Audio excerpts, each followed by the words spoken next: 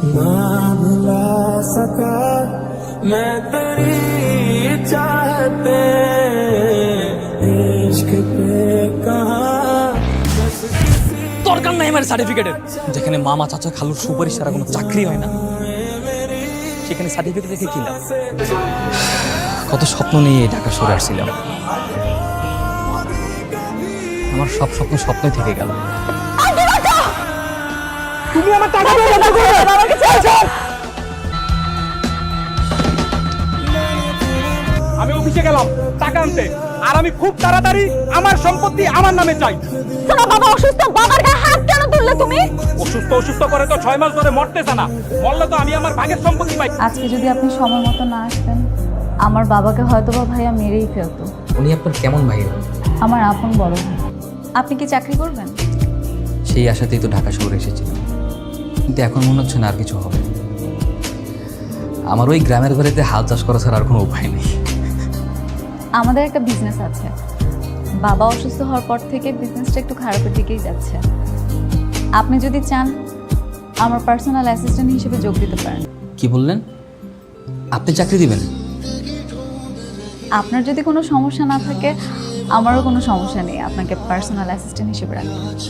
না না, আমার কোনো সমস্যা নেই। এই ম্যানেজার, আমার বোন কোথায়? স্যার উনি তো এখনো আসেনি।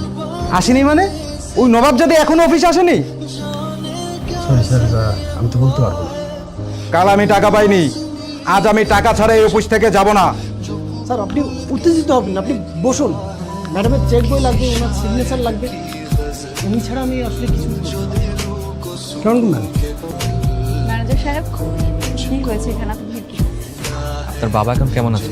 বাবার অবস্থা একদম ভালো, আর এইদিকে ভাইটা সারাক্ষণ মাতলামি করে বেড়াচ্ছে। কিছু আর ভালো লাগে না। সব মিলিয়ে জীবনটা একটা অসম্পূর্ণ মনে হচ্ছে, তাই না? হ্যাঁ, ইচ্ছে করছে সব কিছু ছেড়ে দূর কোথাও পালিয়ে যেতে। দেখুন ম্যাডাম, জীবন থেকে পালিয়ে জীবনের প্রকৃত সুখ অনুভব করা যায় না। সব কিছুর মাঝে থেকেই জীবনের প্রকৃত সুখ অনুভব করতে হবে। আচ্ছা, থাক এসব কথা। তোমার বাসা কোথায়? ম্যাডাম আমি তো বাসায় থাকি না, এই পাশে একটা মেসেজ দেখি। আজকে দুপুরে তাহলে তুমি আমাদের বাসায় লাঞ্চ করবে? প্রবলেম হচ্ছে? না ম্যাডাম, কোনো প্রবলেম নেই। হ্যালো ম্যাডাম, কি করছো? এই খাওয়া দাওয়া শেষ করে মেসে ফিরছি। আমার মনে হয় তোমার একটা বিয়ে করা উচিত। তাহলে আর হোটেলে খাওয়া দাওয়া করতে হবে না, আর মেসেও থাকতে হবে না। কি যে বলেন ম্যাডাম, সবে মাত্র একটা চাকরি পেয়েছি, আর এখনই বিয়ে? ও কাজে দেরি করতে হয় না, জানো না? ঠিক আছে ম্যাডাম, আপনি যখন বলেছেন তাহলে আপাতত একটা বিয়ে করা দরকার। আপাতত একটা বিয়ে মানে ভবিষ্যতে কি আবার বিয়ে করার প্ল্যান আছে নাকি? না না ম্যাডাম, আমি তো জাস্ট মজা করে বলেছি। সত্যি কথা বলতে, যাকে পছন্দ করি তাকে যদি মনের কথা বলতে পারতাম, তাহলে তার কোনো কথাই থাকতো না। আমার বন্ধু সাব্বির আমাদের আখিকে খুব পছন্দ করে, তাই আখির সাথে কথা না বলে সরাসরি তোমার কাছে নিয়ে আসলাম। আখির বিয়ে? হ্যাঁ বাবা, তাছাড়া সাব্বির অনেক ভালো ছেলে, আর ওর ফ্যামিলি অনেক ভালো। ঠিক আছে। শোনো, আমি কে? আমি তোমার বস, আর তুমি আমার পার্সোনাল অ্যাসিস্ট্যান্ট। তো আমি যেখানে যেখানে যাব তোমাকে সেখানেই যেতে হবে, বুঝতে পেরেছো? জি ম্যাডাম, বুঝতে পেরেছি। কি বুঝতে পেরেছো? ফাজলামি করছো?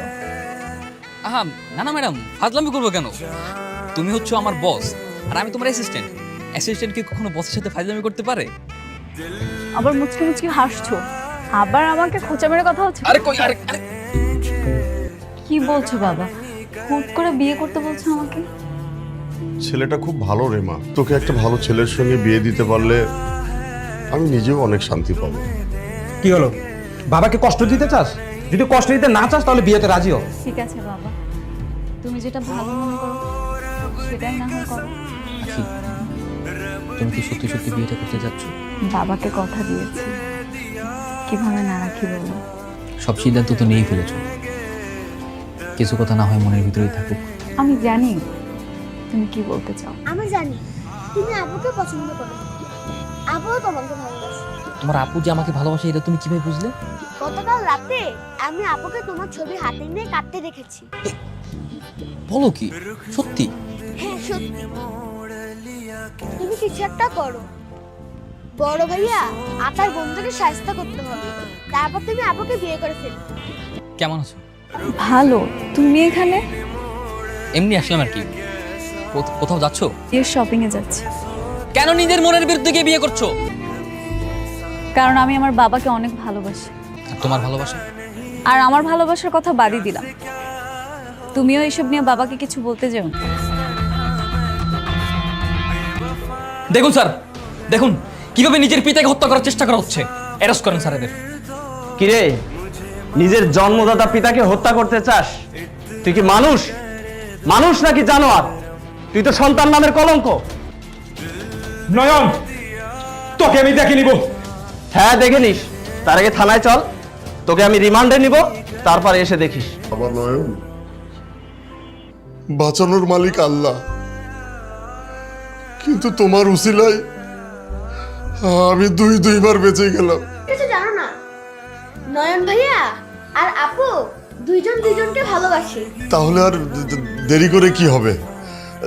তাড়াতাড়ি বিয়ের আয়োজন করতে হবে। হ্যাঁ,